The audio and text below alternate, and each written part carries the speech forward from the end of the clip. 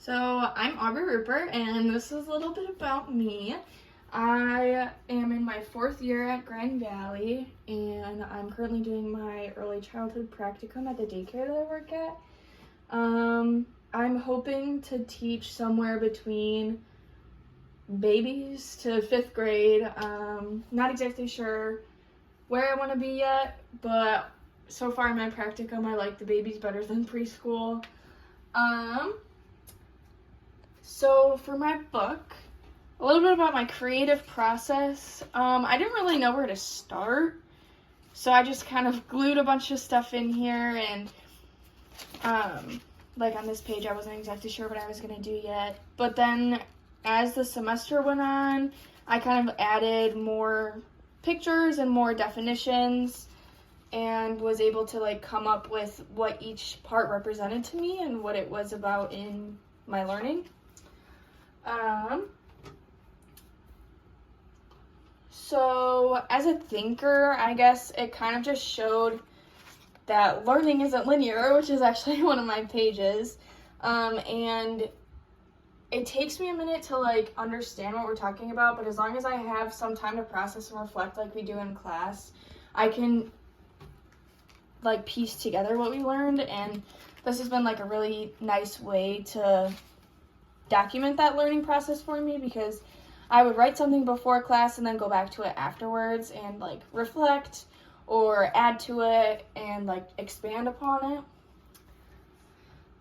So for my whole storybook, I started with the quote of "Your silence will not protect you," and talked about how like we first talked about the days after pedagogy, and then also how like not to be silent in a classroom. And then I have a page about vulnerability, and I just made like a little word cloud of the different words that I thought went along with vulnerability, such as like exposure, emotional risk, mistakes, and that it could be student-led, and it's super flexible. And then these pages are both about transparency, about being open and honest with your students and their families and even yourself to create an environment to set up for like the days after. And it's not just about how you handle the days after, but how you create a classroom environment. And then I talked about learning is not linear on this page, and I just thought that this picture was a really good representation of kind of how my brain works. I don't really think in a straight line. Everything just kind of mushes together, and then I create different pathways to connect it. And then I wasn't sure what I was going to do on this page. I just had the 4 sticky notes. But then one day I thought about how I could maybe connect them with like the intersectionality, which I will come back to this page. And then I found these pictures one day in class with the different resources that you provided. And it just, the like different red lines and then the different like roads, obviously, kind of stood out to me, and I connected it to how schools are not treated equally. So they're funded through property taxes, so that's kind of why I included these pictures. Then I talked about like school of choice and how it widens the achievement gap and the experience gap. And then it kind of talked about like the school to prison pipeline in these pictures. And then I included the quote of "including is different than belonging," because I feel like we really talked about the difference in the wording of these 2 words. And I just wanted to remember that just because we're including everybody in the classroom does not mean that they feel the sense of belonging.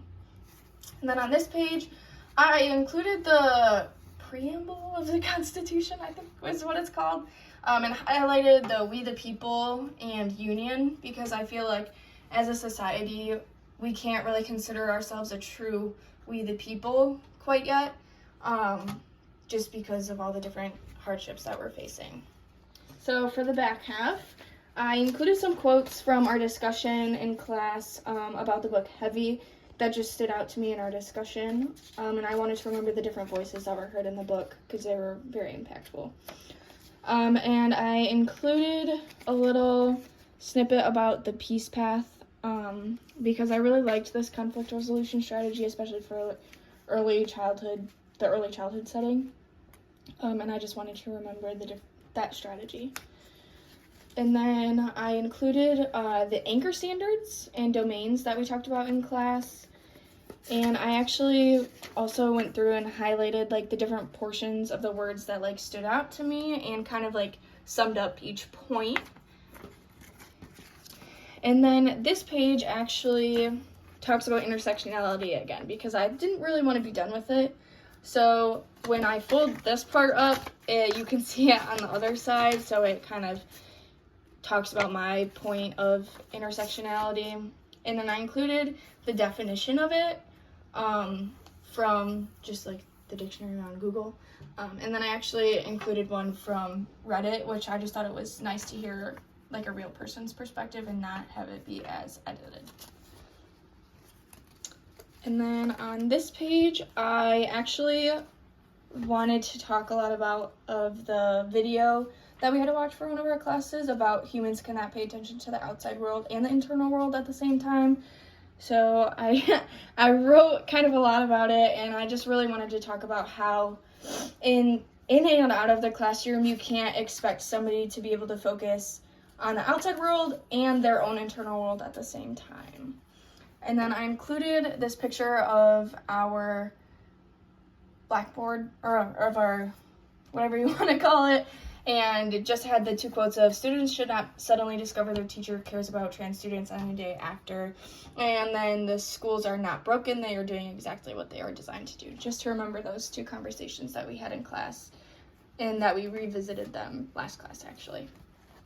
And then I wanted to include something about our discussion on the quote that we talked about with this little line, and like compared the two sticky notes and the mainstream American English and the African American vernacular English. And then for my story of learning, I decided that I wanted it to be about the open mind and the open heart, and I just saw this theme throughout the class and throughout my accordion book, and I just wanted to be able to apply it in and out of the classroom in my life, and I just figured out a way to apply the open mind, open heart to everything that we learned in class. And then lastly, I have a pocket in the front because I used a folder for my cover, and I have different quotes and different pictures of things that I thought about using in my accordion book but didn't quite use, but also just different quotes that I wanted to remember that didn't have a place quite yet in my book, and it's just a space to keep adding to this in the future.